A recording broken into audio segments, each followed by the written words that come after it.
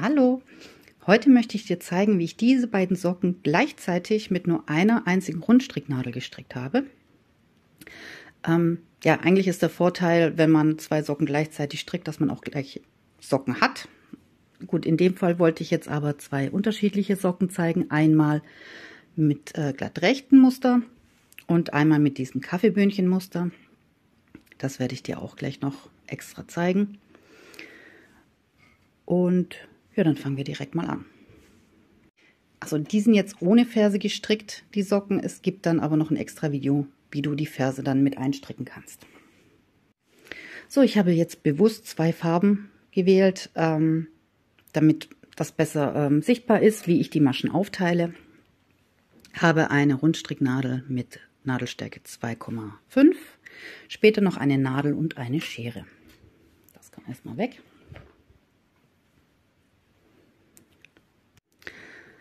Und dann geht es auch schon an den Maschenanschlag. Ganz wichtig ist, orientiere dich bitte an einer Sockentabelle aus dem Internet. Einfach bei Google eingeben, Sockentabelle. Da siehst du dann, wie viel du für eine Socke anschlagen musst, wie viele Maschen und dann auch die Länge. Hier dann zum Beispiel, wenn du dann hier unten zum Beispiel glatt rechts stricken möchtest, wie lang das hier sein müsste bis zur Spitze, erkläre ich dir nachher aber auch nochmal.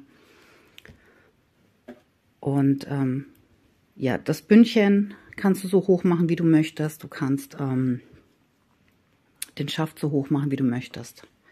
Das bleibt alles dir überlassen. Also gerade weil keine Ferse da ist, passt die Socke dann auch für verschiedene Größen natürlich. Ja, aber schau noch mal nach in der Sockentabelle, je nachdem, welche Wolle du verwendest, beziehungsweise welche Nadelstärke.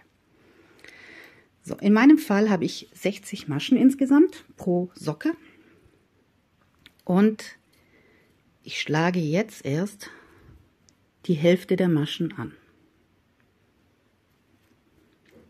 Also zunächst einmal für die erste Socke schlage ich 30 Maschen an.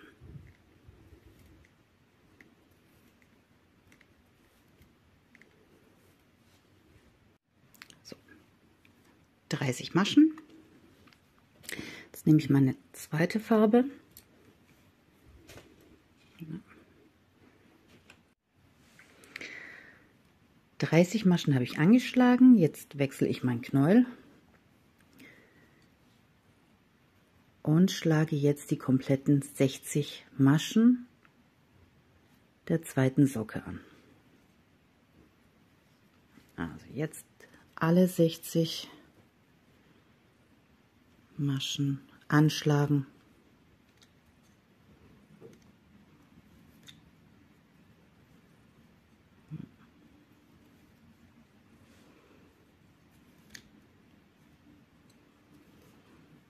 Beziehungsweise die komplette Maschenanzahl, die du benötigst für die Socke.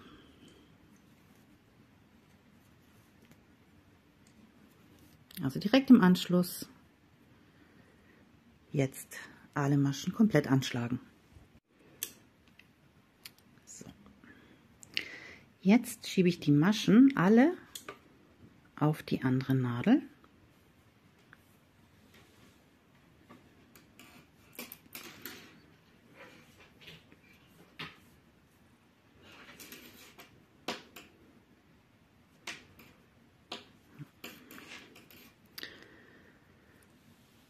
Und mache jetzt diesen Magic Loop, diesen magischen Ring.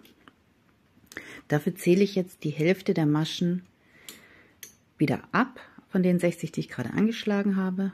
Also 2, 4, 6, 8, 10, 12, 14, 16. Die schiebe ich mir hier gleich rüber. 18, 20, 22, 24, 26, 28, 30. So.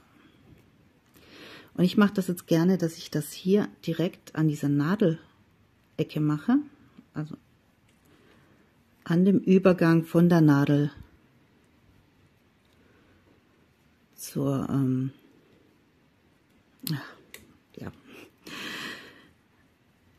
Jetzt liegt es mir auf der Zunge. So, also ich habe mir die jetzt rübergeschoben zum Kabel. Genau. Also hier direkt beim Übergang von der Nadel zum Kabel ist eine richtig gute Stelle, dass ich das jetzt hier einfach so umbiegen kann. Das macht sie fast schon von alleine. Und ziehe jetzt hier an dem Kabel wieder entlang.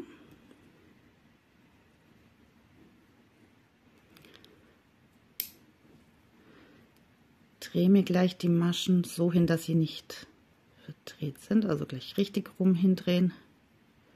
Die vorderen, die 30 und die anderen 30. So.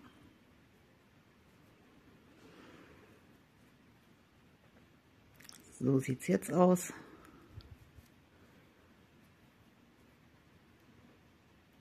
Also darauf achten, dass die schön gegenüber liegen, dass sie nicht verdreht sind, die Maschen. Und jetzt nehme ich die vordere Nadel und drehe sie mir so nach hinten.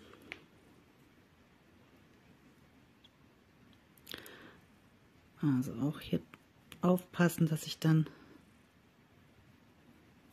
nicht verdreht, beziehungsweise nochmal umdrehen. So, ich wende das Ganze. Hier, wie gesagt, so rüberlegen.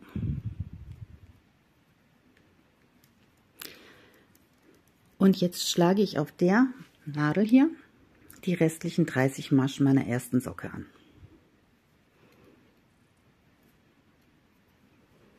Dafür klappe ich mir die so ein bisschen auseinander.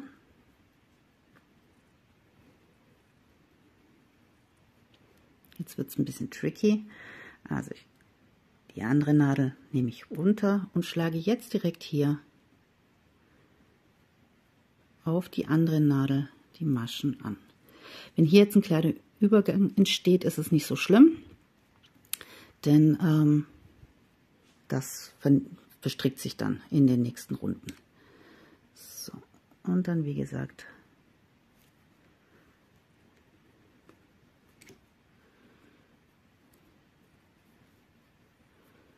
hier die Maschen auf die Nadel anschlagen. Das ist jetzt ein bisschen mit der Kamera dazwischen ein bisschen komisch. Du kannst natürlich, du wirst merken, das ist viel einfacher als bei mir jetzt gerade.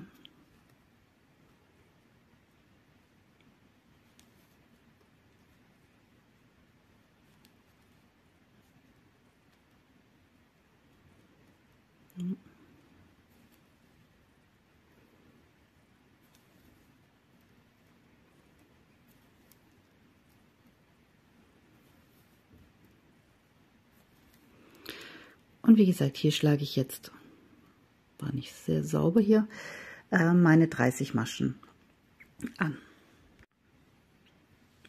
So. Also ich habe jetzt auf einer Nadel beide Fäden. Ich drehe das Ganze jetzt um. Achte nochmal darauf, dass hier auch wirklich nichts verdreht ist bei den Maschen, dass die da schön gegenüber liegen, vor allem hier hinten.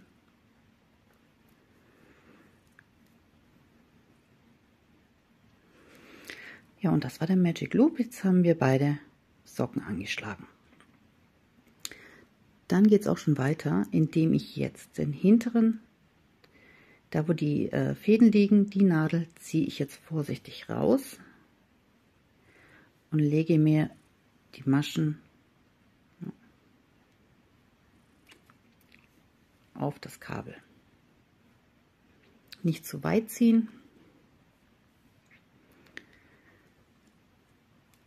Dann nehme ich den Faden auf, der sich jetzt hier verheddert hat. So, wickel mir den um den Finger, wie ganz normal zum Stricken. Guck nochmal, dass hier nichts verdreht ist. Also lieber zweimal checken.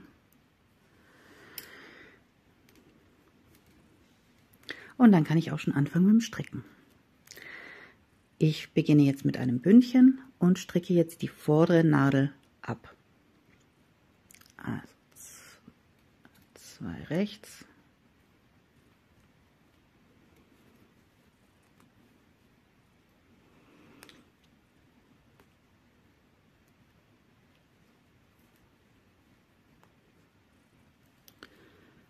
links.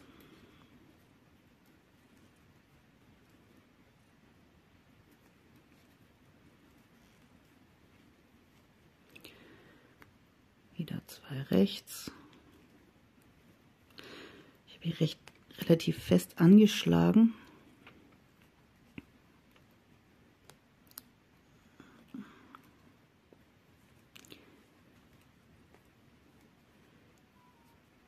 Und wieder 2 links. Das mache ich jetzt bis zum Ende meiner Farbe. Und die letzten beiden Maschen sind in meinem Fall jetzt rechte Maschen.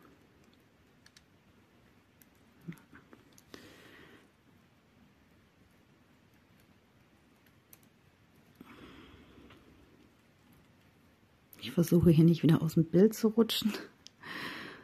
Deswegen. So. Und dann ist die erste Hälfte der ersten Socke fertig. Und dann geht es weiter. Ich check hier auch nochmal, dass nichts verdreht ist. Nehme mir hier jetzt den zweiten Faden der zweiten Socke und mache jetzt genau das gleiche. Also auch einfach im Bündchenmuster direkt weiter stricken. Den ersten Faden habe ich jetzt einfach hier liegen lassen und bin jetzt bei der zweiten Socke. Hier auch wieder dann im Bündchenmuster bis zum Ende stricken. Ja. 2 rechts, 2 links.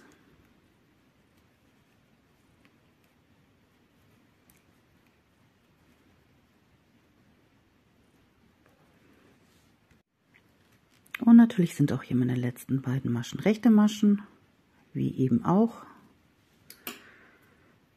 So. Ziehen wir das jetzt so ein bisschen auseinander. Dann drehe ich das Ganze um. Das ist meine eben gestrickte Reihe. Jetzt setze ich die Maschen jetzt wieder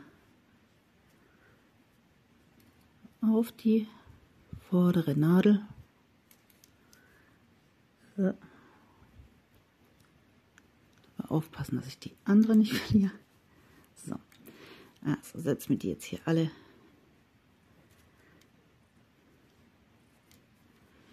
auf die Nadel. Dadurch, dass ich gerade relativ fest angeschlagen habe.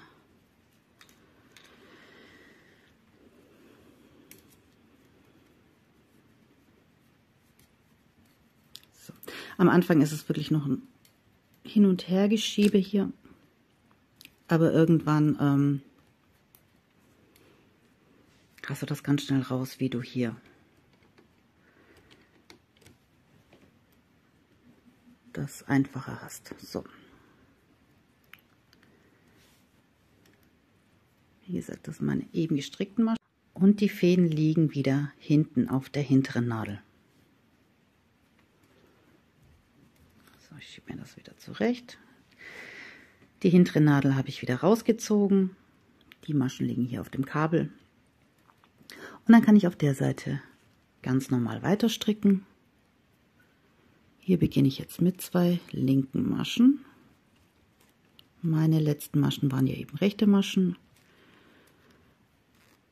Also geht es jetzt weiter mit linken. Dann rechts.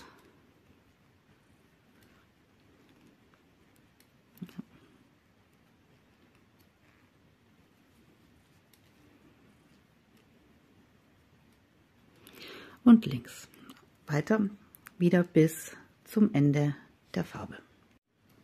So, die Reihe ist fertig. Den Faden lasse ich einfach hier liegen.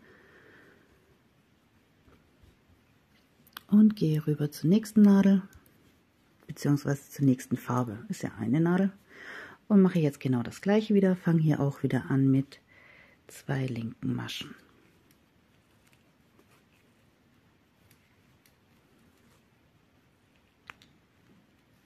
Dann 2 rechts, 2 links.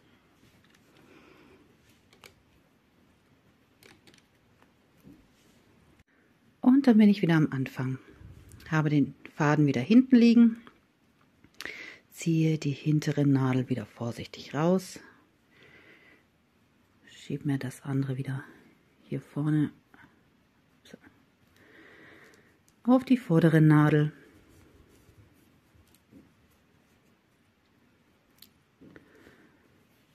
Und strecke dann einfach weiter. Wieder hier vorne. Beginnend mit 2 Maschen rechts. So arbeite ich jetzt das ganze Bündchen entlang. Die Höhe kannst du selbst bestimmen.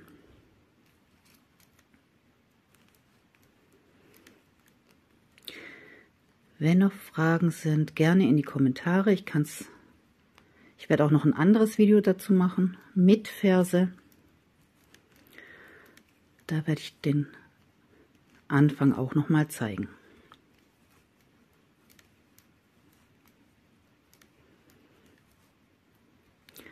Also schön locker hier arbeiten. Und immer darauf achten, dass sich hier die Maschen nicht verdrehen. Das ist am Anfang ganz wichtig. Irgendwann, so nach 2, 3 Runden, ergibt sich das dann von selber. Aber die ersten paar Runden wirklich drauf achten.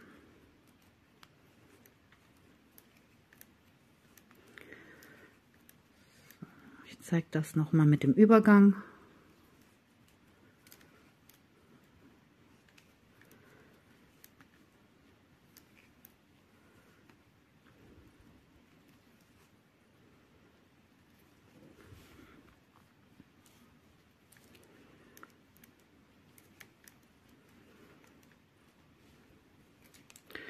Ich rutsche hier immer aus dem Bild raus, tut mir leid.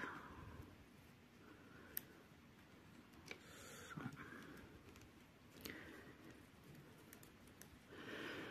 Und dann hier, wie gesagt, nochmal drauf achten. Auch hier liegt der Faden hinten. So, also falls sich das verdreht hat, kannst du das in den ersten 2 Runden nochmal korrigieren. Ansonsten geht es jetzt so weiter.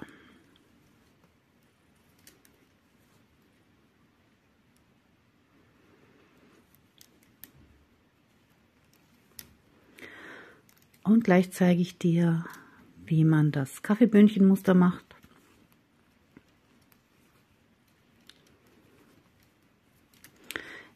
Ich persönlich stricke jetzt hier insgesamt 20 Reihen Bündchenmuster oder beziehungsweise 20 Runden im Bündchenmuster.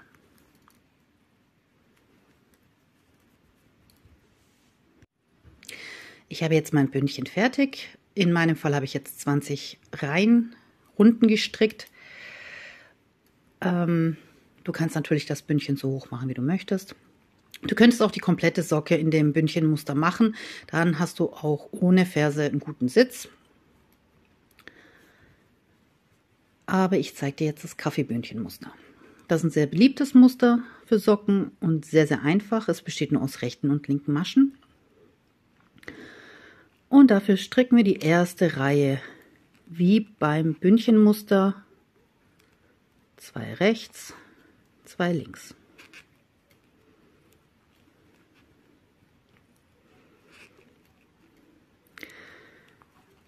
Ein Mustersatz besteht aus 4 Reihen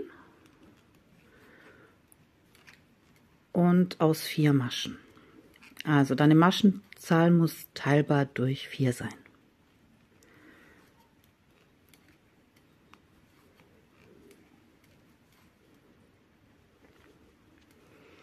Ich stricke jetzt hier mal kurz die Runde fertig, beziehungsweise den ersten Teil. Also 2 rechts, 2 links, die erste Runde des Sockenmusters. So.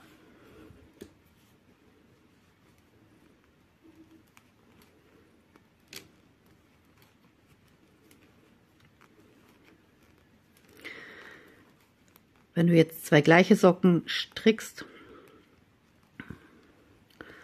machst du das jetzt natürlich auch bei der zweiten Socke so. Ich habe ja hier glatt rechts, also auf der anderen Socke, die werde ich jetzt die nächsten Runden einfach ignorieren. Die stricke ich, also für dich ignorieren im Video. Da stricke ich alle Maschen einfach nur rechts, damit ich dann ein glatt rechtes Maschenbild bekomme. Da du in Runden strickst, brauchst du keine Rückreihe in links stricken, sondern alle Maschen wirklich nur rechts. Das mache ich jetzt auf der Vorderseite und auf der Rückseite die komplette Socke entlang, auf der nur rechte Maschen. So, die letzten 2 Maschen. Und dann wieder die Nadeln wechseln. Ja. Gerade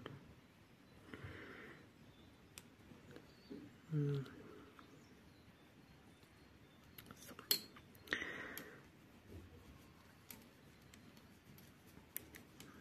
Wieder rüberziehen.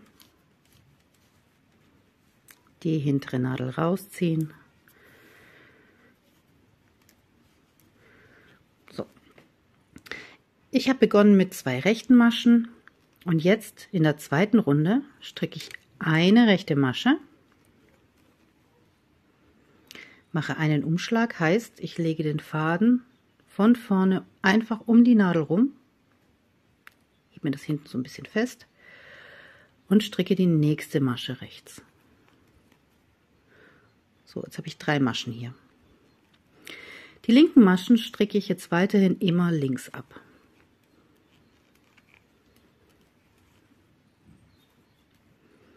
Dann wieder eine rechte Masche, einen Umschlag, eine rechte Masche und wieder 2 links. Wieder eine Masche rechts, einen Umschlag, eine Masche rechts.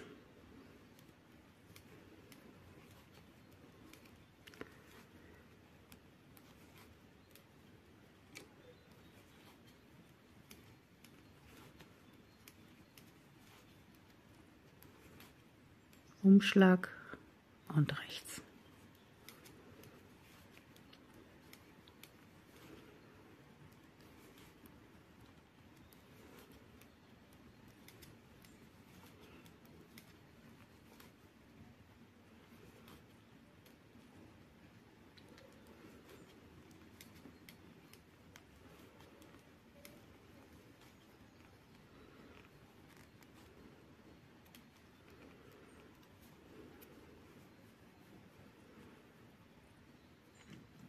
Ja, da wird es tatsächlich einen Umschlag vergessen. Also nochmal kontrollieren, dass du auch wirklich überall bei den rechten Maschen einen Umschlag hast. Ich habe den jetzt noch kurz reingemacht. So.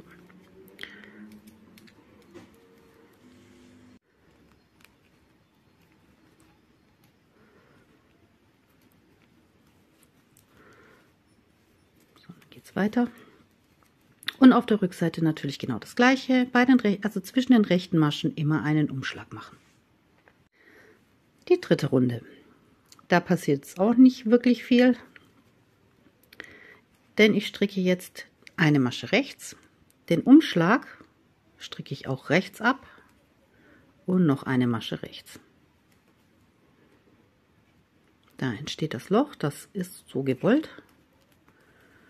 Dann wieder 2 Maschen links, die erste rechte Masche, den Umschlag rechts abstricken, und die andere rechte Masche.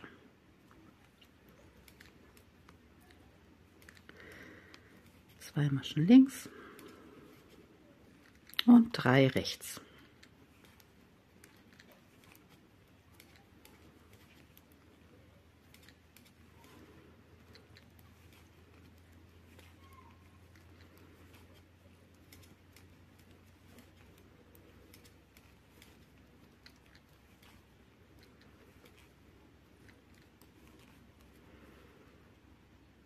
So sieht das aus mit dem Loch. Und auch wieder komplett rum. Hier habe ich ja wie gesagt meine rechten Maschen nur. Und dann kommt auch schon die letzte Runde, die 4. Jetzt müssen wir die eine Masche, die wir jetzt eben zu viel haben, also wir haben jetzt ja 3 rechte Maschen, begonnen haben wir mit 2. Die werden wir jetzt wieder los, und zwar hebe ich die erste rechte Masche einfach nur ab. Die stricke ich nicht, die hebe ich nur ab. Stricke dann die beiden rechten Maschen, die beiden nächsten, und ziehe jetzt die Masche, die ich eben abgenommen habe, einfach über die beiden gestrickten Maschen drüber.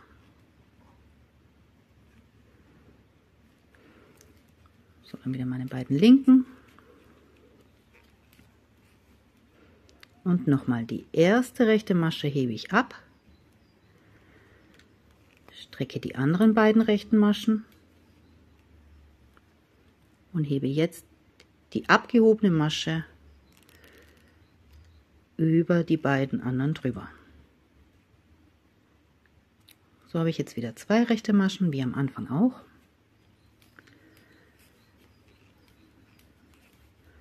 Also abheben, 2 rechte Maschen stricken, die abgehobene Masche einfach drüber ziehen.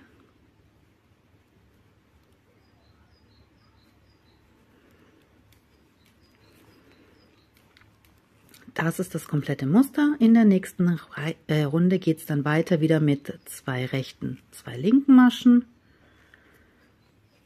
Die zweite Reihe dann eine rechte Masche, ein Umschlag, eine rechte Masche, 2 links. In der dritten Runde werden die rechten Maschen alle rechts abgestrickt, alle 3, einschließlich dem Umschlag natürlich. Und dann in der 4. Reihe eine Masche abheben, 2 Maschen rechts stricken und einmal drüber heben. Das ist das ganze Muster. Wie du siehst, wirklich sehr einfach.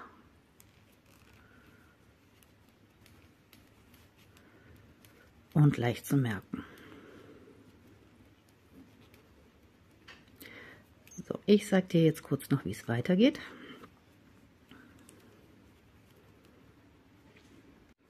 Also du siehst hier noch mal ganz schön das Muster. Dann geht es hier wieder weiter mit 2 rechten Maschen. Das ist der Überzug hier.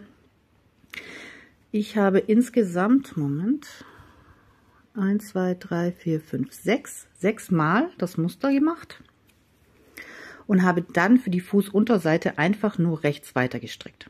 Also nur auf der Hinnadel habe ich dann das Muster weitergeführt hier. Und ich erkläre dir jetzt noch kurz. In deiner Sockentabelle ist immer angegeben, wie lang der Fuß insgesamt ist. Und meine Spitze ist jetzt in dem Fall etwa 4 cm lang. Also nehme ich von der Gesamtlänge, sagen wir, es sind 21 cm laut Sockentabelle. Dann stricke ich jetzt hier 19 cm. Nein, falsch. Nochmal. Sockentabelle angegeben, 21 cm Gesamtfußlänge. Meine Spitze hat jetzt 4 cm, ja, Mathe, also 17 cm habe ich dann hier für den Fuß glatt rechts gestrickt. Wenn du natürlich mehr Maschen hast, dann musst du gucken, wie lange deine Spitze ist, aber die ist meistens dann so, ja, 5, 6 Zentimeter rechnest du dann von der Gesamtlänge ab und beginnst dann die Spitze zu stricken. Ich hoffe, das war jetzt irgendwie verständlich. Wenn es nicht verständlich war, bitte in die Kommentare nochmal schreiben. So, wie gesagt, also für die Fußunterseite habe ich glatt rechts weiter gestrickt und den Schaft, den kannst du in jeder beliebigen Höhe machen. Du kannst hier das Muster auch natürlich wesentlich höher machen, wenn du eine höhere Socke haben möchtest. Und den anderen Socken habe ich, wie gesagt, glatt rechts gestrickt. Da ist es dann auch wirklich egal, da du ja keine Ferse hast, wie lang du den Fuß machst bis zur Spitze. Spitze zeige ich dir auch gleich noch. Aber so geht das jetzt weiter. Ich habe hier, wie gesagt, meine rechten Maschen gestrickt. Und ich mache jetzt hier so weiter und zeige dir dann noch die Spitze. So, also das ist jetzt meine Socke. Am Fuß unten habe ich jetzt etwa 21 cm gestrickt. Das ist die andere Seite. Und ich stricke jetzt einfach noch mal 2 Reihen komplett mit rechten Maschen über alle Maschen drüber als Vorbereitung für die Spitze. Also, auch hier wieder wie bei der anderen Socke auch nur rechte Maschen.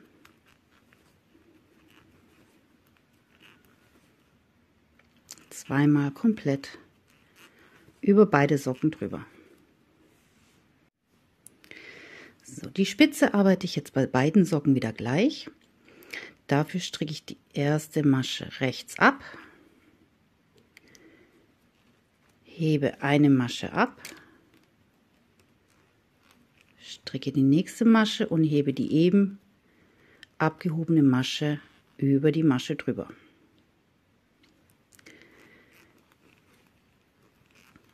Dann stricke ich weiter mit rechten Maschen.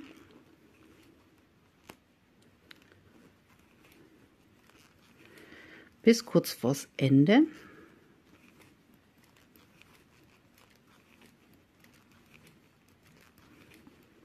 Der Socke.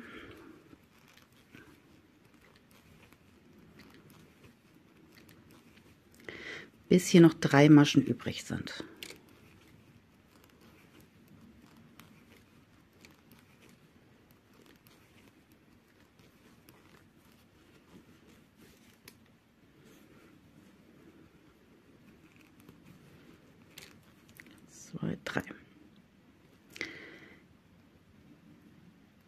Die letzte Masche lasse ich, die beiden Maschen davor stricke ich auch rechts zusammen.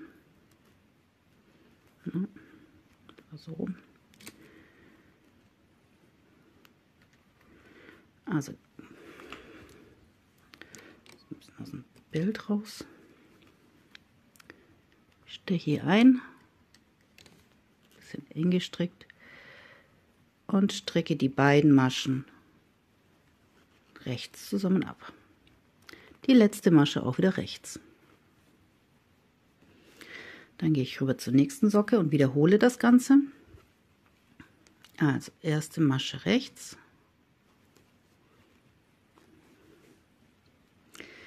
zweite Masche abheben, die nächste wird gestrickt und die abgehobene Masche jetzt über die gestrickte ziehen. Und hier auch wieder bis zum Ende der Reihe, bis noch 3 Maschen übrig sind.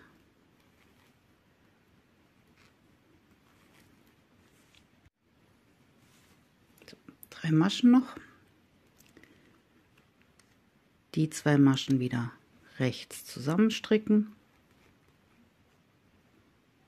Und die letzte Masche wieder rechts.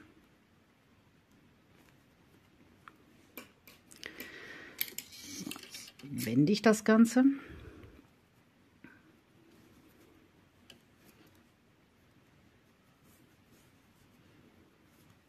Schiebe mir das wieder hin und mache jetzt auf der Rückseite genau das Gleiche. Die erste Masche rechts abstricken, dann eine Masche rechts überzogen stricken.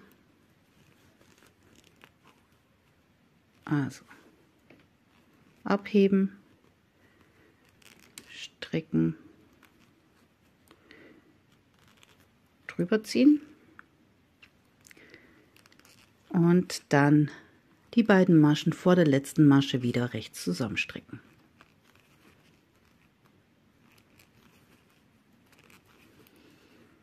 Bei der zweiten Socke dann natürlich ganz genauso. Also am Ende der Rückreihe auch wieder 2 Maschen rechts zusammen, sofern Sie denn wollen. Werde ich eben ein bisschen eng gestrickt. So. Also hier schön locker stricken, sonst hast du, wie ich hier, das Problem. So. Und die letzte wird dann wieder rechts abgestrickt. So, das Ganze mache ich jetzt bei der Socke auch noch. So, ich bin wieder auf der Vorderseite und hier stricke ich jetzt alle Maschen rechts ab. Also eine komplette Runde über beide Socken ohne Abnahmen. Das wiederhole ich jetzt so lange, bis ich noch auf jeder Nadel 8 Maschen übrig habe. Also eine Runde mit Abnahmen, eine Runde ohne Abnahmen. Und insgesamt 8 Maschen pro Nadel bleiben dann noch übrig. Bis dahin stricke ich jetzt weiter. Also nochmal eine Runde mit Abnahmen und dann eine Runde ohne obendrauf. Immer abwechselnd.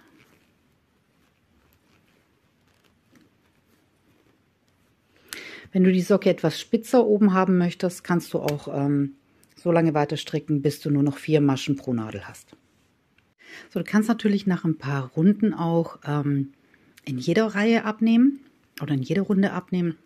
Dann wird die Spitze etwas, ja, hier ein bisschen spitzer zugehen, aber im Endeffekt dann kürzer werden natürlich. Das werde ich jetzt machen, also 3 Mal habe ich jetzt hier mit Zwischenrunden abgenommen. Und ab jetzt nehme ich in jeder Runde ab. Aber das kannst du, wie gesagt, machen, wie du möchtest. Wenn du die Spitze etwas länger haben möchtest, bleibst du dabei und machst immer eine Zwischenrunde.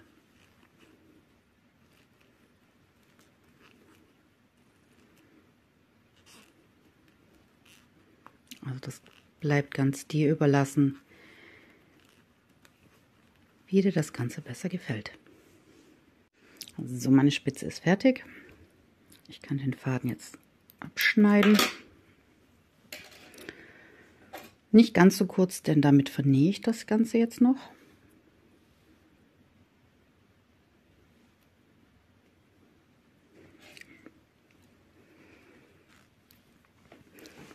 Und zwar mein Faden liegt wieder hinten auf der hinteren Nadel. Und ich gehe jetzt einfach Masche für Masche durch.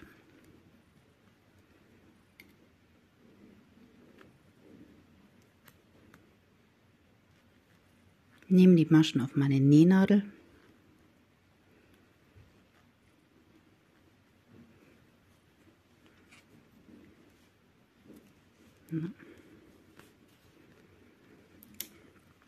Und dann natürlich auch durch die Rückseite .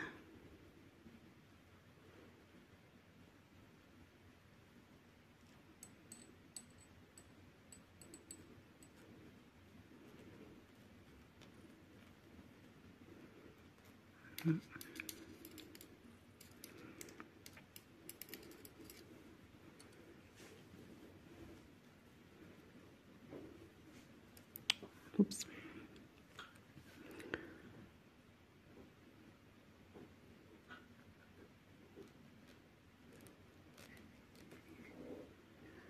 Alle restlichen Maschen jetzt auf die Nähnadel nehmen. Dann kann ich die hier rausziehen. Ups.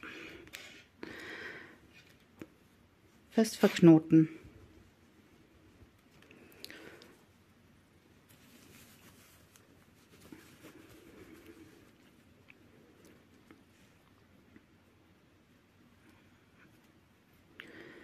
So, gehe hier rein in das Löchlein hier oben.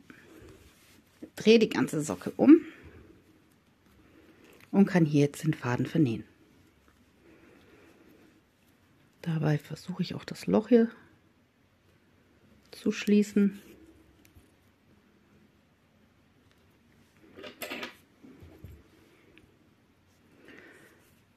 Also schön ein paar Mal hin und her, um das Ganze gut zu verschließen. Und das mache ich natürlich auch bei der anderen Socke. Und dann bin ich auch schon fertig. Ich zeige dir die jetzt gleich nochmal.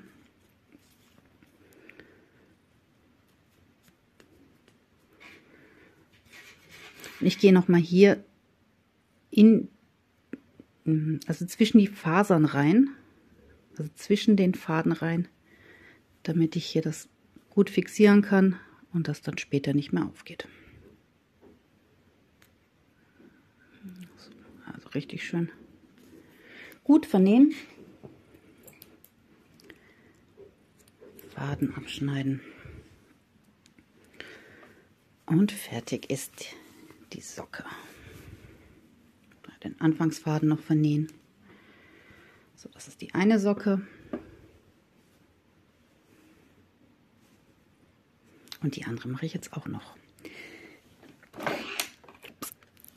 Ich wünsche dir ganz viel Spaß beim Nachmachen. Ich hoffe, dir hat das Video gefallen und weitergeholfen. Bis zum nächsten Mal. Viel Spaß! So sehen sie dann fertig aus. Also der Dekofuß ist ein bisschen klein für die Socke. Das ist Größe 38, 39, 40 etwa. Und so sieht die fertige, glatt rechts gestrickte Socke aus.